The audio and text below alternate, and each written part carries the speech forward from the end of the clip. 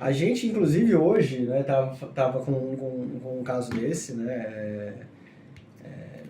Primeiramente, é importante a gente tecer aqui algumas considerações sobre a necessidade da empresa fazer uma correta gestão do seu passivo tributário, né?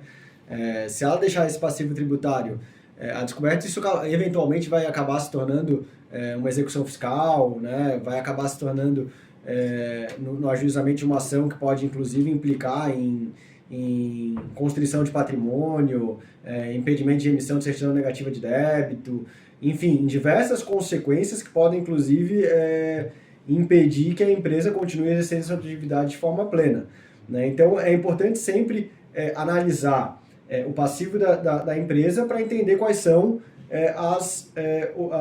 as oportunidades que ela tem de melhor geri-lo, né? Então, hoje, por exemplo, a gente recentemente, nem tão recentemente, acho que em 2018, a gente teve um marco bem importante em relação à questão de gestão de passivo tributário aqui no Brasil, que foi a regulamentação de um instituto que já vinha previsto há muito tempo na legislação brasileira, que é o Instituto da Transação Tributária, né, que praticamente inaugurou uma nova era da relação entre a Fazenda Nacional, a Receita Federal e os contribuintes, né, possibilitando que entre eles haja um diálogo, né, a fim justamente de possibilitar que os contribuintes venham a equacionar o seu passivo tributário com a União.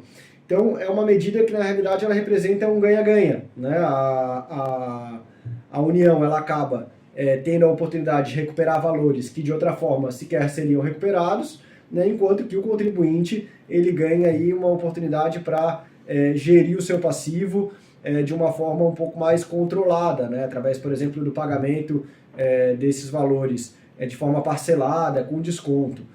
Então, inclusive, nessa semana a gente ia analisando a situação fiscal de uma empresa e as oportunidades que existem para que ela pudesse fazer a gestão do seu passivo, a gente identificou a possibilidade de ela reduzir o seu passivo em aproximadamente 2,5 milhões, se eu não me engano, né, o que representava mais ou menos ali algo em torno de uns 15% do passivo total que essa empresa tinha, além da possibilidade de ela realizar o pagamento desses valores de uma forma parcelada, o que melhoraria o fluxo de caixa da empresa, né, e a possibilidade dessa empresa realizar investimentos na sua atividade de forma a continuar operacional e buscar o seu objetivo, né. Já em relação à transação tributária, né, como tu mencionou anteriormente, eu até falei agora há pouco que, do meu ponto de vista, isso daí marcou um novo marco na relação entre fisco e contribuinte, tá?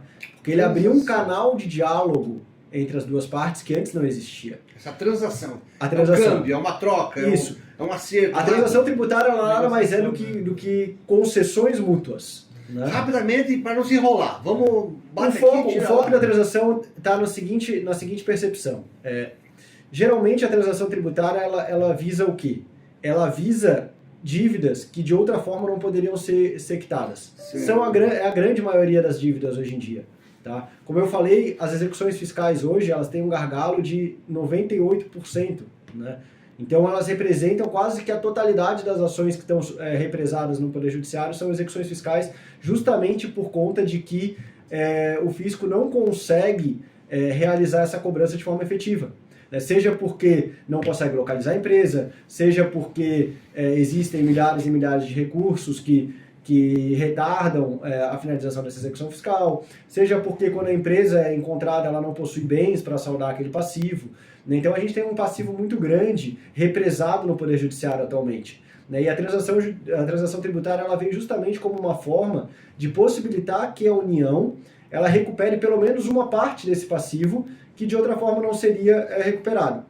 E como que a transação pretende fazer com que a União receba esses valores? Através da concessão de descontos, né, muitas vezes bem interessantes, que podem chegar até 65% do valor de multa, juros e encargos, né, e da possibilidade de parcelamento, né, que para empresas em geral pode ser de até 120 prestações.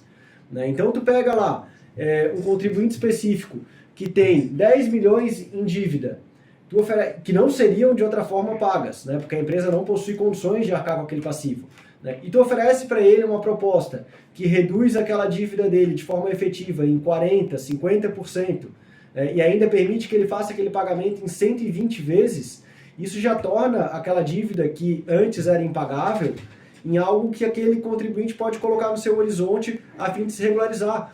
Porque nenhum contribuinte, por maior devedor que seja, gosta da sensação e da situação de ser um devedor, porque isso implica em diversos ônus.